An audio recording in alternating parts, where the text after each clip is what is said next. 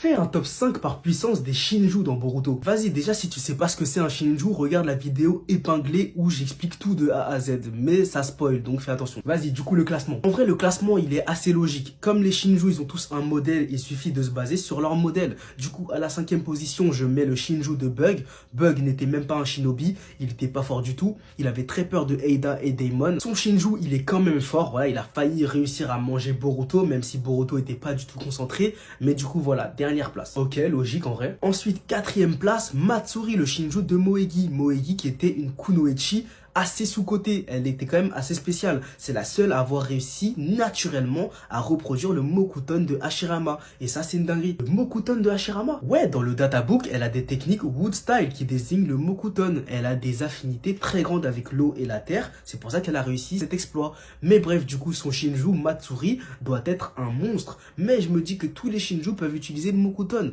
Dans le dernier chapitre, on voit que Matsuri utilise sûrement sa veste pour se battre avec 4 pics. Mais elle pouvait pas détruire la technique de scellement de Shinki. C'est pour ça que je mets Ryu, le Shinju de Shinki, en 3e position. En tout cas, s'il développe le Mokuton de Matsuri, ça va être quelque chose. Ça, c'est clair. Mais du coup, 3e position, Ryu, le Shinju de Shinki, qui utilise la limaille de fer, comme le 3e Kazekage à l'ancienne, qui était considéré comme le plus puissant Kazekage de l'histoire. Donc Shinki a un gros potentiel. Donc Ryu, 3e place, il a des grosses capacités sensorielles. C'est le seul à avoir remarqué que Code les espionnait. Et sa limaille de fer le rend limite injouable. Ok, et du coup, 2e, j'imagine Hidari. Exactement, Hidari, le Shinju de Sasuke. Voilà, pas la peine de dire pourquoi. Sasuke est juste trop fort, rapide, intelligent. Trop de capacités possibles pour Hidari, en fait. Donc, 2e. Et pour finir, Jura, le chef des Shinju, l'incarnation de Jubi. On nous dit clairement qu'il est même plus fort que Boruto. Il a fait du sale à Kawaki.